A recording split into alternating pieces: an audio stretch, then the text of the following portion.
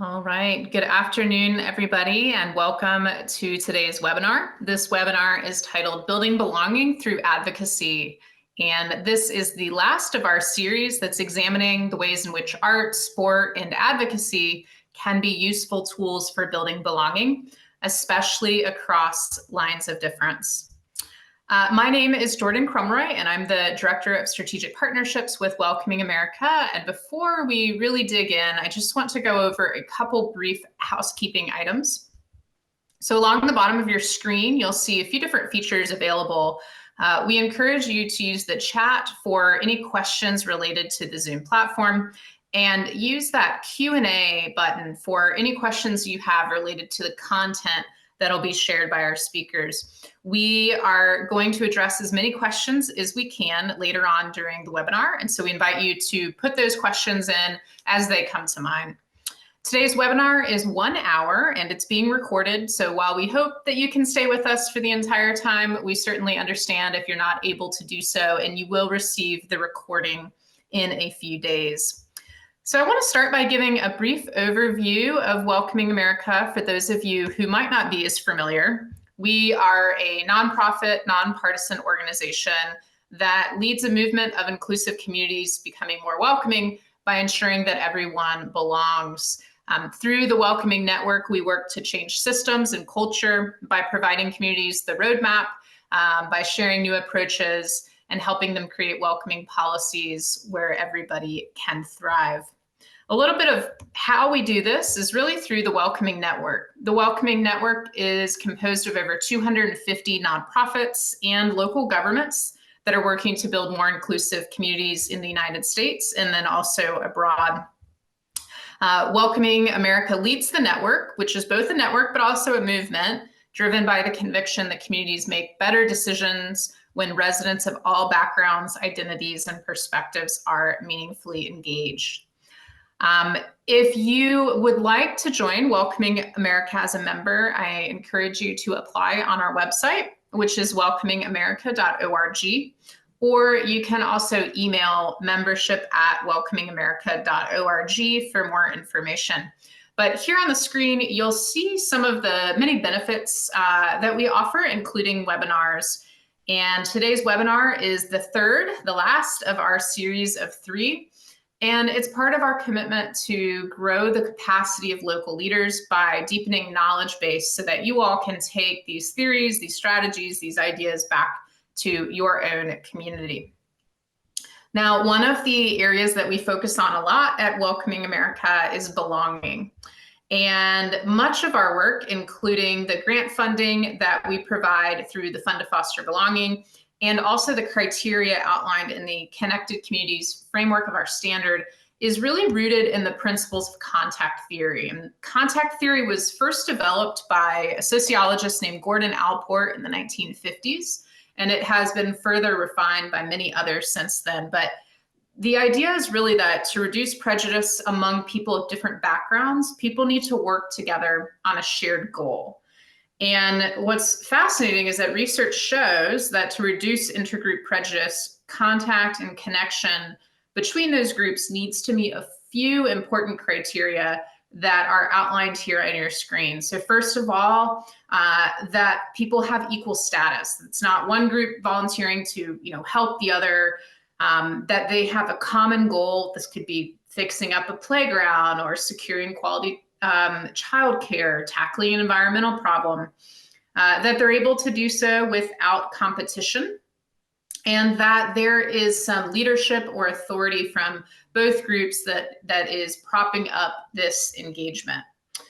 We have found that programs that utilize these elements of contact theory are incredibly powerful in building connection and laying the groundwork for community action.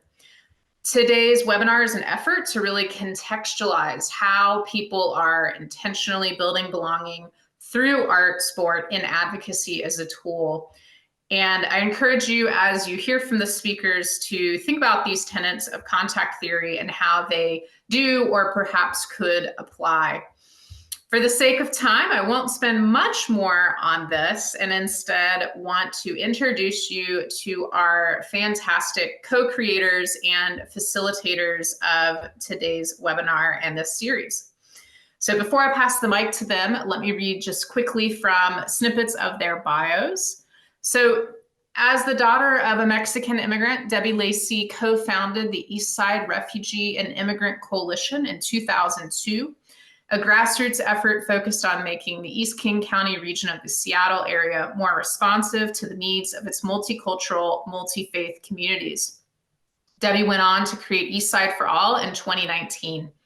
Eastside for All collaborates with community partners on racial equity issues in school districts, local governments, policing, economic development, and civic participation. With over 25 years serving in nonprofits and coalitions, Debbie's leadership strengths show up in connecting spaces between different racial and cultural groups and between sectors. Eastside for All's Build for Belonging initiative has been featured in Who Belongs, a series of podcasts published by the Othering and Belonging Institute. And in 2023, Debbie was recognized by Welcoming America as one of 5 Women of Welcoming in the United States. She lives with her husband, son, and 2 dogs in Kirkland, Washington. And next we have Daniela Peterson. A native of Chile, Daniela Peterson holds a degree in social work from Pontificia Universidad Católica de Valparaíso. She joined Trust for Public Land as a creative placemaking fellow in 2018, and most recently served as its community strategy senior advisor before becoming the Tennessee program director for Welcoming Places. Daniela looks for ways to use parks to foster connections among families and communities by making them more accessible. And she believes that physical infrastructure alone isn't enough, no matter how well designed or constructed. Some of her signature projects include Park Picture Day and the Park Listeners Program. She often says that parks have superpowers, and in an increasingly polarized and atomized society, many of her programs unleash those superpowers of creating sustained connections. So Daniela and Debbie, I thank you so much for being here today, for helping come up with this whole thing. And I am going to pass the mic to you now. Thank you, Jordan, and hello, everyone. It's so great to see you all joining us here today, and I'm excited for this conversation for leadership and advocacy and the connection to belonging today. So I just wanted to briefly share that Daniela and I have been working together with Jordan and Welcoming America on this series. So grateful for Welcoming America for many reasons. It really transformed my work in East King County, Washington, but also because they are at the forefront of conversations like this and bringing conversations about belonging and the different ways we can do that to all parts of the globe. So thank you to Welcoming America. When Danielle and I were thinking about participating in this together, we were really taking note of the past year and how much our communities were holding globally and locally. And it was all the more reason that I personally, wanted to be involved in this series of sharing more about how we can build belonging in our communities in such critical times. So with that, I'm excited to begin introducing our partners in this work here today to share with you all their work. And I will start with introducing Celeste. Celeste Copy is a rural initiative strategist at West Central Initiative in Fergus Falls, Minnesota. Celeste has been warmly welcomed to live and work in places like Tunisia, Hungary, and Morocco in the past, and is happy to be back in her home state of Minnesota, helping to make it a more welcoming place for all. Her alma maters include Carleton College and Central European University. And outside of work, Celeste enjoys snacks, reality TV shows, and being outside with books. And I would like to introduce Daniela Peterson to introduce herself as well, and our other featured speaker for today. Daniela? Hi, everyone. How meaningful, we are in the third one. So thank you everyone that it's been part of this series and the ones that just joined. It's such a privilege to share time with Debbie, Jordan, and Anthony. Thank you for all the support. And again, always, as Debbie said, Welcoming America is such an important organization that we have the luxury to have. So thank you. I'm here to today support Debbie. So I'm not going to be talking much or try not to at all. But I'm going to put in attention to what you're saying.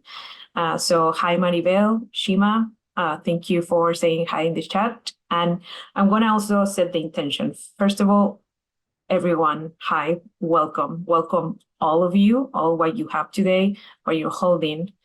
We hope make space for that. And the other aspect that we wanted to do in this series is like a cafecito. So we have talked before, in different cultures, we have different kind of like hot beverage coming together. So cafecito, coffee, mate, coca, tea in Bolivia. I don't know if some of you have that privilege. Is really different and fun. But I'm thinking too, what happened when we have coffee or cafecito with friends? Many things can go wrong, but sometimes coffee run out. You have time just for one cup of coffee, or someone has to leave and the conversation just is there. So the conversation just was alive for the life of the hot beverage, the coffee. So today we may just leave there, and we are not going to have a grand finale, but what we have was like when the coffee was hot. So we have the next 40 something minutes to enjoy our virtual coffee. So I'm going to leave it here. Oh, Lillian, sorry. I'm so sorry. I wasn't ready for this. Where we're live, Debbie, can you help me in this? I lost track of the presentations. No problem at all, Daniela. We're going to introduce Lillian, originally from the country now known as Guatemala. Lillian has lived experience being a newly arrived immigrant and understands the complexity of learning to navigate systems and cultural nuances here in the U.S. With over a decade of experience working in the nonprofit sector, Lillian has dedicated her career to connecting and empowering others, challenging equity practices, providing a space for understanding and solidarity, all while safely and intentionally increasing visibility for seemingly invisible communities. Lillian managed traditional refugee resettlement programming for 7 years in the Gulf South. Prior to that, she was the director of a small kinship care program in South Carolina and worked with at-risk youth in a counseling and group empowerment setting in Northern Illinois, as well as through a national mentoring program in the California Bay Area. She's been all over. She loves pretty much any dish featuring beans, and while not a morning person, will wake up for a breakfast date. Good to know.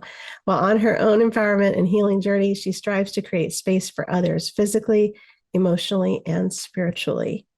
Thank you both for being here. Thank you, Daniela, for the cafecito model. We are all here. Hopefully everybody has some beverage of choice to join in with us.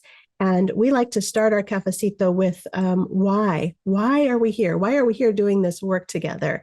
And for that, I'd like to start off with Lillian. Lillian, welcome. And how would you speak about your why in this work? Yeah, thank you. Gracias, Daniela and Debbie. Thank you to Welcoming America.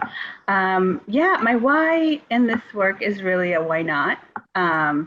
I think what brought me into this work was really just a sense of wanting to call others in to my experience and the experience of immigrant community members, and to wanting to show people that doing things doesn't have to be so structured. And so I think that we know that immigrant and indigenous communities would call on each other, or do call on each other for support.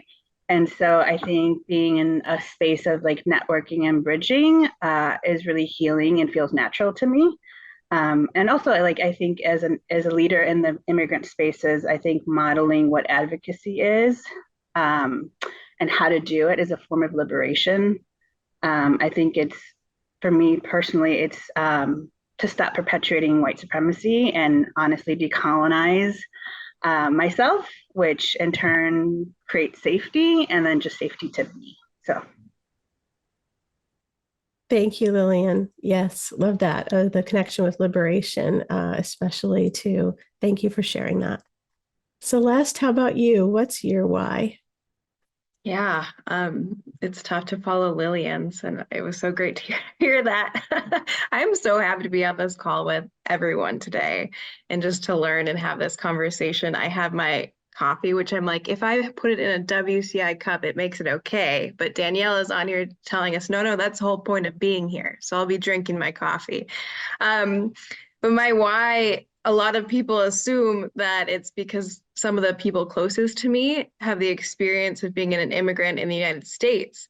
And then I kind of giggle and say, they, as a benchmark, they speak English better than I do.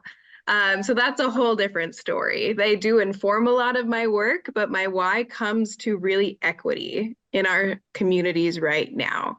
So I really think that if we chart the story of immigration to, and we could put, specifically put it in the context of West Central Minnesota, we really start to understand the layers of privilege and equity, whether it's, someone like my ancestors who came here in the late 1800s and how they were given certain privileges as settlers on land that is now white earth nation, right? And so really fast forwarding to we have communities coming now that really have disadvantages because they don't have, for example, if my car breaks down, I call my uncle who's a mechanic.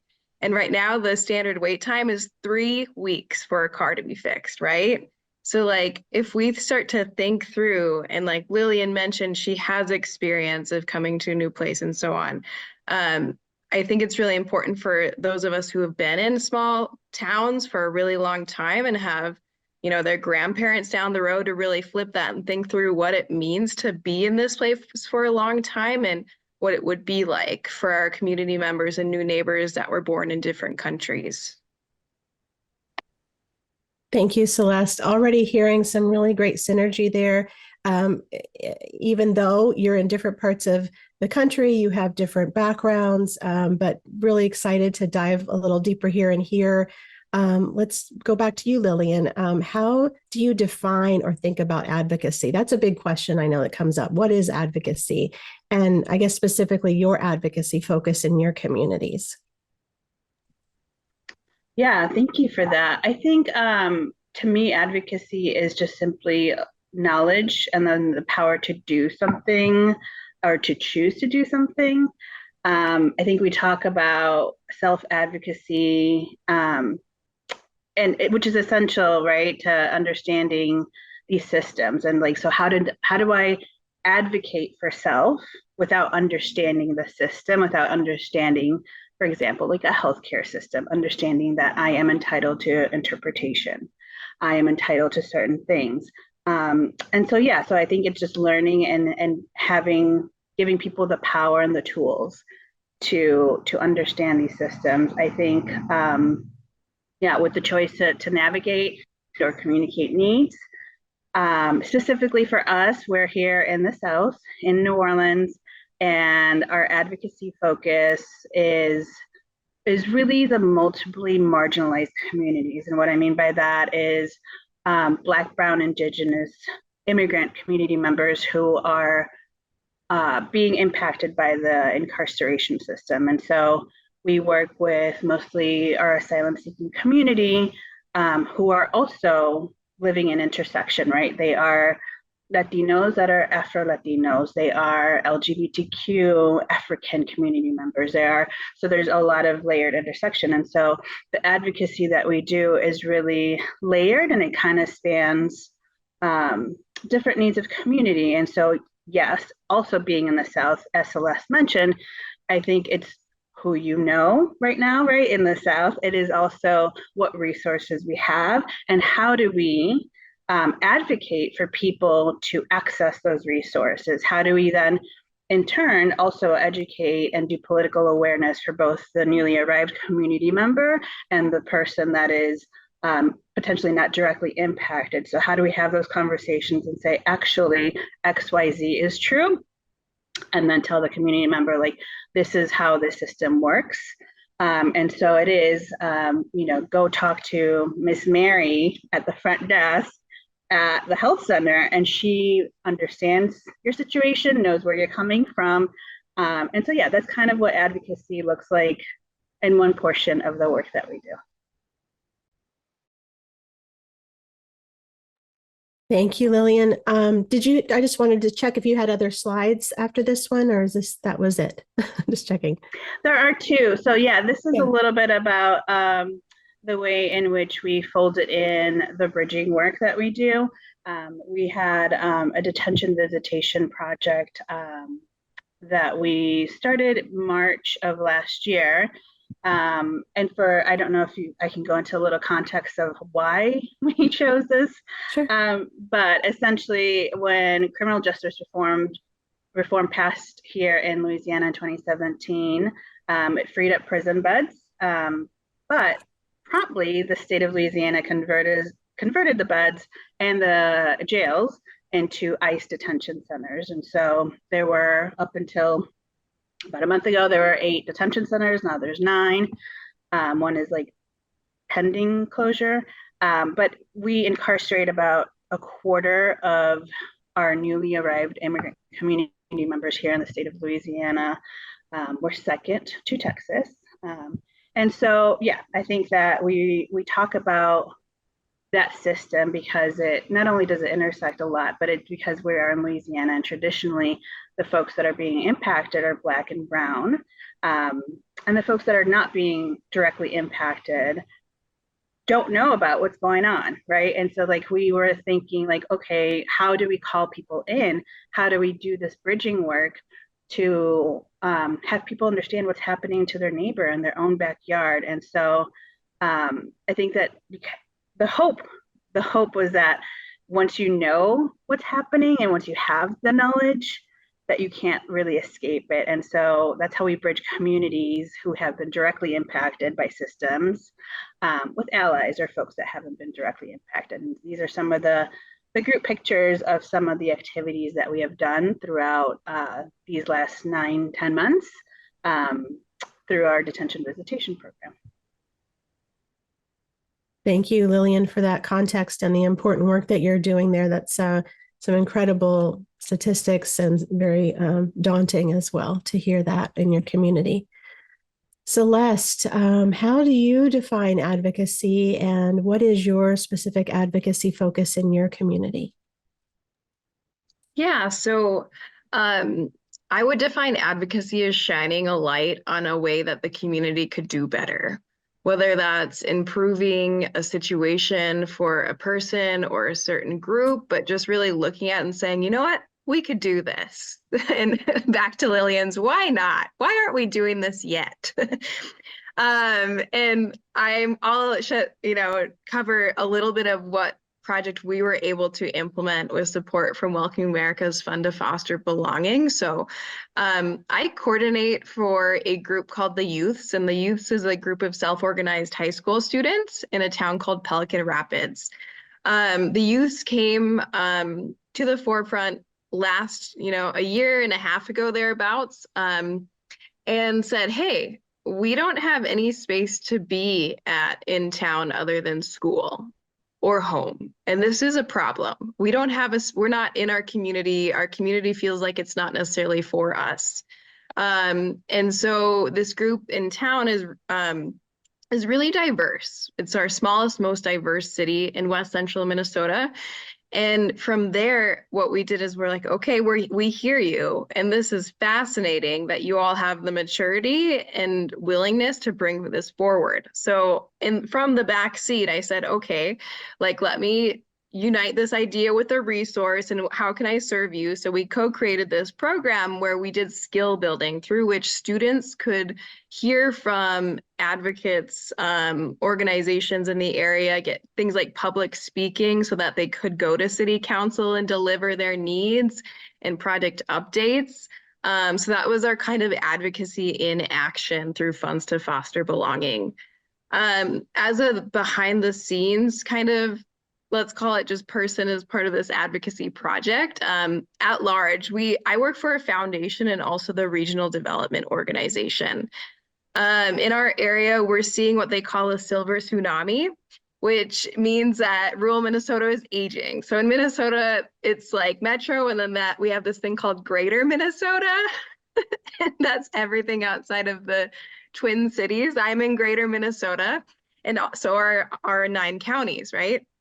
And so we hear all the time, there's a silver tsunami, which seems like a natural disaster, but it just means that our population is aging out, and people in my generation aren't having as many kids or having kids like they used to. And what's happening is we aren't seeing our small towns die like the 70s and 80s during the farming crisis. We're seeing new neighbors coming from different countries. And what I realized in my work is that a lot of times I have to be the one to when the silver tsunami is brought up, I have to raise my hand and say, well, did anyone see the census data? Like, this is what our community looks like right now, right? And what are we going to do about it? Like, what does it mean for new neighbors? And going back to how we're kind of carrying out this advocacy and a plug, not just because this is a Welcoming America webinar, but so much of the content for Welcoming America resonates in our rural areas because it doesn't alienate or kind of act in a divisive way. So I'm going to pause there because I think we might get onto a topic of how advocacy might bring folks together. I don't know, but I'll pause. Thank you, Celeste. Very good. Love the images that you both are bringing to us as well. This is the heart and soul of the work we know for you is the people, the relationships. So yes, and perfect segue, Celeste. I'll go back to Lillian first about, I know in my work with advocacy in my area of the country, a lot of people, not a lot, but some, depending on their point of view and who they are, they view advocacy as divisive, right? And trying to raise it as a tool, a means, a vehicle for bridging and belonging can sometimes be challenging. And we want to segue here to talk about that. Lillian, how do you utilize advocacy for belonging? Yeah, that's a big question. But I think that if we've learned anything from patriarchy is really to not speak up, right? And so by advocating for ourselves, teaching others to advocate, advocating for others, I think that we create a space where we collectively free ourselves. And I think that going back to like the theory of change and words from Dr. John Powell, whom I love from the Othering and Belonging Institute, when we connect with each other, we create each other, right? And I think that we can, in doing so, we create new systems, we create new spaces. And like Celeste was mentioning, we create spaces where people feel like they belong, right? And so like advocating for specifically for communities, I think creates the sense of, okay, well now, yes, I feel like I can be myself in this space, which is beautiful to see. And I also think of like advocating for those that want to think of it this way of as just kind of being a little bit radical. Because I think by advocating, what we're saying is that we won't be complacent to our needs, our wants, and that we deserve better, right? So that's like we deserve more. We deserve to be in spaces where our neighbors feel like they belong. We feel like we belong, and yeah, it's a way to meet our community's needs. And so I think that's where I'll pause. Let's hop right in there, yeah. Absolutely. I'm just putting all the so I've been following along this webinar series, and it just really makes me remember. So Debbie and Daniela, you were the first to kick this off, and you talked about like just like the physical space and inviting others in. And this makes me think of, we also run a rural democracy project. And the key question is, how do you engage folks that aren't otherwise engaged? And my answer after a couple of years experience is a genuine invitation. And I think Debbie and Daniela, you set the stage physically with the co-creating space. And a lot of what we're centering with advocacy is stepping back, saying, this is who is of the community, right? We have data, and it might be, a surprise to folks that are in our communities. But we're really the ones who have to stop and say, this is our community. And what are we going to do to make sure everyone can step in and thrive? I think back to the youths in Pelican Rapids, where one thing that has been really cool is the mayor has attended our skill building sessions, and he has participated in this belonging, so that as a participant, so he's had some public speaking practice, right? So that by the end of the day, when we have the students presenting at city council, they know him. They know Mayor Brent, and they're not afraid to step into this space that's otherwise all white male. And I just look at the magic and think like all that took is the mayor showing up to our meetings and being a part of a couple group chats so that when we go in there, we don't feel so nervous, right? So considering these small actions and actually how advocacy, and I know organizing isn't everyone's favorite word, but how that's just like physically bringing people together to talk about community. And so I'm leaving your question with the fact that how did advocacy ever become so divisive with that in mind? I love that for sure. Yeah. Yeah. Well, and, advocacy and activism those movements have been often about solidarity. I mean, they've brought different races and cultures together and different populations experiencing different injustices and really created bridges across entirely different populations and communities. Lillian, do you find that in your community that bridge building is happening between different parts of the community when you advocate together? Yeah, 100%. I think that to our surprise, right? I think that through this project, what we're seeing and what we continue to see is that the folks that are like multiply marginalized are the ones that are being called into this action. And I think, it's been beautiful to see folks that are from the LGBTQ community, who may also be immigrants themselves, be in solidarity with folks from different countries. So like we have our Latina trans folks that are in solidarity with our African community members. And so it's a lot of intersection. And I think that it's really twofold, because on the other side, I think that we also see that people that are not directly impacted by the systems are also being called in, right? Through some like quick data for our project, what we found out is that we really saw different communities showing up. So like a third identified as Latina, a third identified as Black or Afro Latino or African American, and then a third identified as white. And so we were kind of like pleasantly surprised. We're like, oh yeah, like of course, like New Orleans is, I think, a little bit of a blue dot in Louisiana. So a little explanation for that. But in addition, we also found that over 60% of our community members identified as LGBTQ, right? And so folks that were marginalized because of potential sexual orientation or gender identity, also were in solidarity with our immigrant community members, and like there's intersection of that. And so, yeah, I think that one example that comes to mind is we had a young Black trans community member who went through our orientation, was going to the detention center to go visit with someone, and we got there, we had our scheduled time, and she was like, I don't feel good, I'm gonna stay in the car. We're like, okay, like take your space, take your time.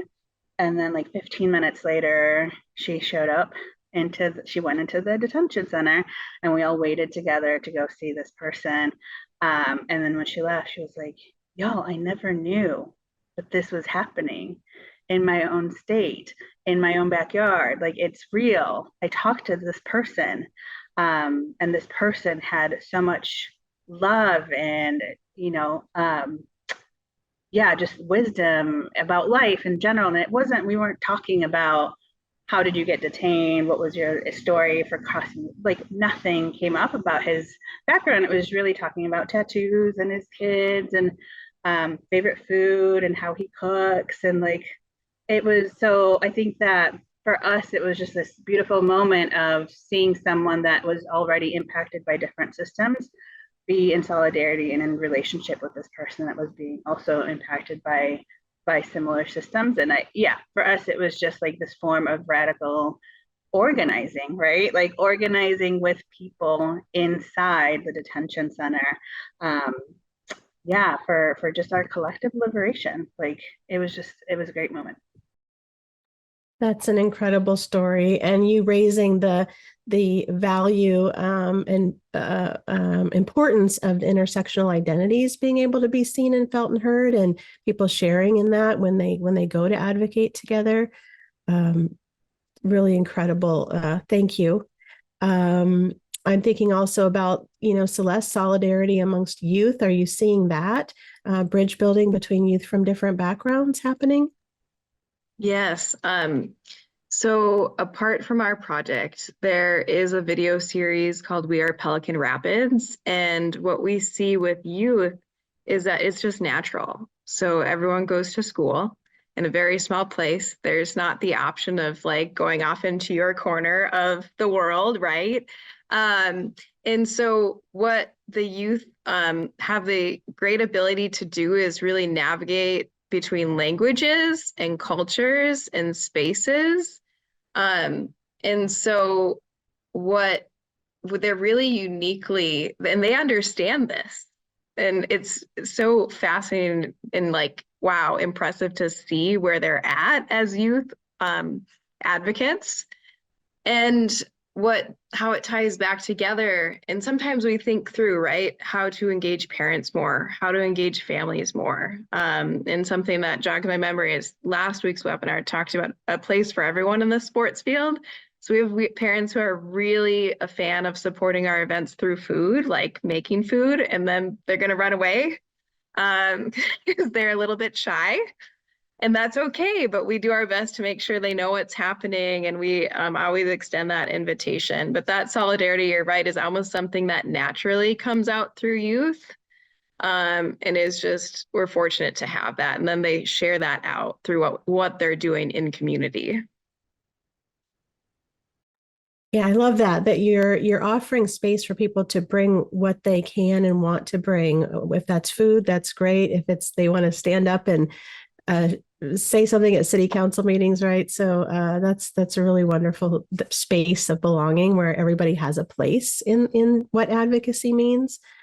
I want to not pause, but segue over to Daniela and see if you have reflections or questions, Danny, or if questions are coming up from the audience that we want to lift up at this time for Celeste and Lillian.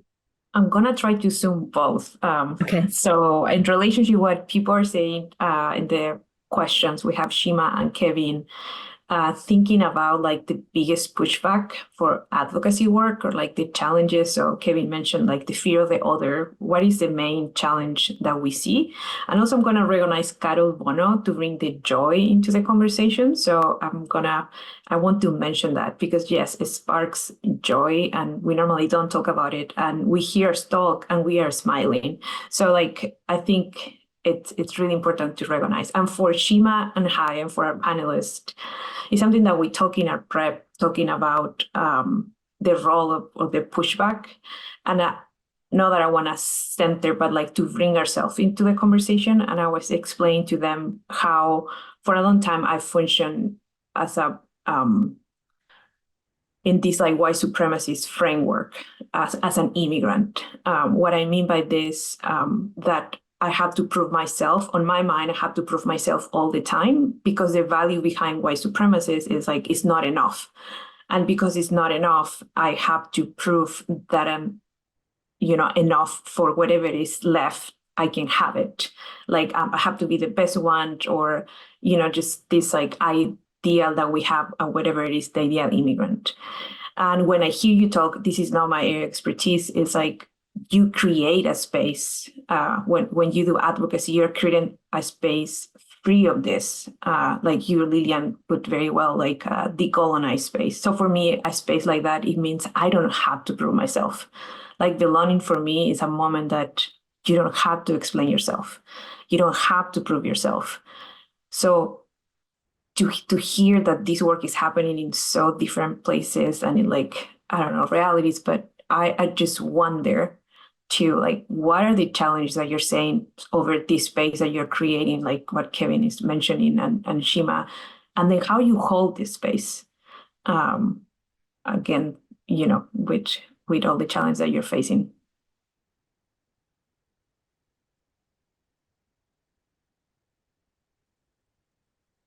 Lillian, you want to start with that? Sure. So challenges. Yeah, I mean, I think that when we talk about systems and we talk about people that are not directly impacted by certain systems, I think that the challenge to have conversations, right, with folks that are can be uncomfortable at times. I think that that's been a challenge. I think that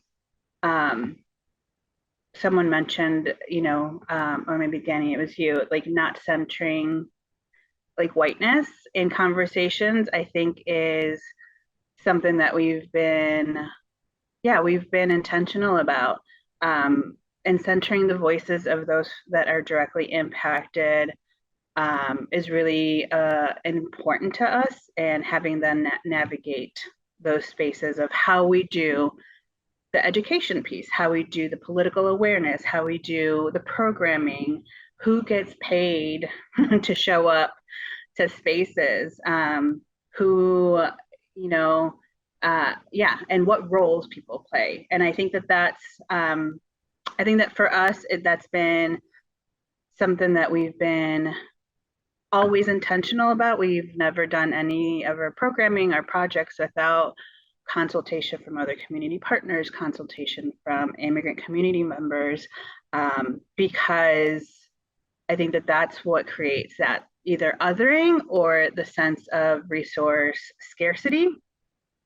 And we know that, again, calling people in to conversations is what actually creates the power. And so, like, we kind of demystify this concept of like, we're the ones that are doing this work, which by in turn, I think already creates kind of like a platform of starting with transparency of how we're doing this work. And I think that then kind of like decreases that kind of resistance that you would otherwise get. So I think I answered your question. Sorry. Yeah, you shared a lot in that, Lillian, and I'm thinking back to what you said about discomfort and how that goes hand in hand with this work, and we can't avoid it. There's a lot of trust building with communities that becomes sacrificed if you don't know how to address uncomfortable things in your community, right? So I feel like you really are at the front lines of that. In many ways, and I appreciate you bringing that forward. Celeste, the questions that were coming in from, like Daniela mentioned, were about what are the challenges? Is it, pushback about DEI that we're seeing happen in different corporate settings? Is it the media's perception that sometimes often fuels xenophobia, fear of the other? What do you see locally for the challenges to your advocacy work with the youth and the communities that you support? Sure, absolutely. So on that pushback to DEI, that's real. With the grant rounds I helped facilitate last year at our foundation, we had some messages from the community like, oh, that was a trend. Aren't we over that now? And it's like, oh, ho, ho. Like when you have a country that is hundreds of years built on a system of racial inequity, I think we need a few hundred years to correct that, perhaps. But we, luckily with leadership, we're able to stand our ground and say, no, like that's not what we're doing. This isn't a trend for us. And we're fortunate to have that leadership behind us and just standing that ground. But coming to challenges, when we're talking about change in some of our smaller towns, very rural areas. So I don't know, you all are familiar with Minnesota Nice, right? And so the idea is you will minimize yourself so much that no one ever feels uncomfortable. And it's a weird, like, I would argue inauthentic, and I feel like culturally we're all having this reckoning with in the state of Minnesota, where it's okay, this minimizing and not really connecting is not where we're going to be. We're not going to get anywhere with this. And then the last joke I'll say on this is, ask a Minnesotan for directions. They'll tell you how to get anywhere but their house. So we have some things culturally going on. There's this huge reluctance to be uncomfortable, whether it is to see the changes happening or to get out of the status quo, right? So going back to like, we know a way where our community could do better or be better, and it's going to be uncomfortable to get there. It's going to take some work to figure out the changes. And that's not always welcome. I know that when I'm in a meeting and I might get an eye roll or someone's going like this, because it's kind of taboo to talk about immigrant and refugee inclusion in one space for another, then I know that like I'm on point. Like if someone's doing the forehead, like, then I know I've landed somewhere good and we're on to step 2. That being said, going to those uncomfortable places and really bringing these conversations up, I realized you don't start new conversations, at least in rural and small towns. It's a lot of going into the pre-existing conversations and saying, hey, like we need to bring this up to top of priority. This is what's happening, and this is what our reality is right now. That's like the first difficult, uncomfortable conversation, and then it gets easier from there. Does it? I'm excited to hear how it does. And that's what we want to hear from you. Like, how do you bridge that? Both of you, how do you bridge from the discomfort and then creating these advocacy spaces where you're managing and holding that and helping people say, you know, what's on the other side of the discomfort?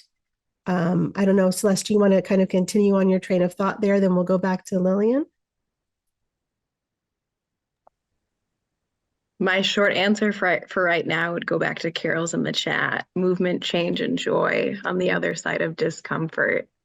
And it's a lot of maybe at the start explaining why we're going to go through changing the way we do things and really sending genuine invitations to let others in. Mm-hmm. And then once you start doing that, I would argue it's like the students, it almost becomes natural. It becomes the way of doing things. Not to minimize the first hurdle of getting there. Mm-hmm. I love that. Connecting back with the joy and the genuine invitations in. Lillian, how do you frame that and manage that in your work? Yeah, I mean, I think that, yes, it's, you know, moving from like the uncomfortable to the knowledgeable, right? And I think that we have to understand how we ourselves contribute to the systems, contribute to white supremacy and anti-Blackness, contribute to the othering, which is not fun. It's not like a space that anybody wants to be in, but it's real. And I think that once we learn how we show up and how we navigate, you know, I think that then we can be more intentional about where we put our resources and energy and our time. And I think that's where the joy comes in. I think that that's where the solidarity shows up. So yeah, I think it is definitely like ebbs and flows, because I think that it's a journey. We're constantly unlearning and constantly understanding, you know, how we contribute to a lot of things that harm others, and doing it with grace, right? Because I think that, yes, like there's a lot going on in the world, but also I think that we have to understand that we're gonna make mistakes along the route. We're gonna make mistakes with what we say, and so, but yeah, so doing that with grace, I think, is important too. That was such an important point right there, Lillian, about giving ourselves and each other grace, because it is so difficult and there aren't any manuals on how you address these uncomfortable things in community, how you bring people together in solidarity for a common vision for good, And certainly how to do that without making any mistakes would be impossible. So that really resonated with me. As we come to almost closing here, maybe we can kind of combine a question that's just come in with one that we wanted to make sure to get to, which was, what do you hope people will leave this conversation with today? And Kevin, thank you for your question, is asking, how do you endorse the benefits of cultural diversity without just saying, let's all play fair? So if that ties in some way to your what you're hoping people will take away, that would be helpful.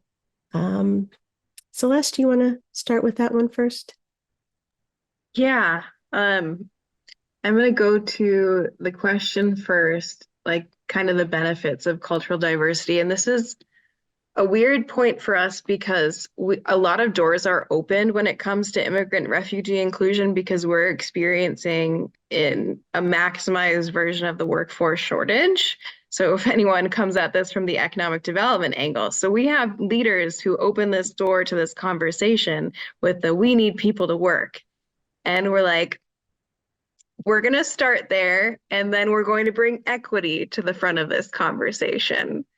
And so when you can navigate that, and for me, it came with practice because it's intimidating to be at this table with maybe a county commissioner or the head of a business. And it's intimidating to steer the conversation into an area of like, these are human beings. We are human beings. This is our community. And I've seen a lot of growth on that front. I'm going to be mindful of time, and then so you can get my email. We'll talk more on that later.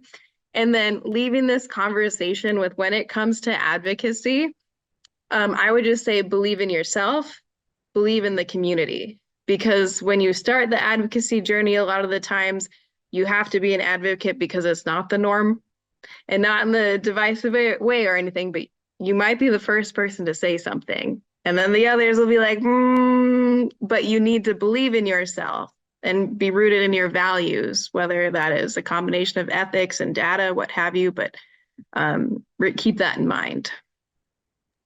Thank you, Celeste. Comes back to that beginning of the why almost, right? Rooted in your values. Lillian, how would you answer that? What you hope people will take away today? Yeah, I think that, going off of that, I think that speaking your truth is liberating, right?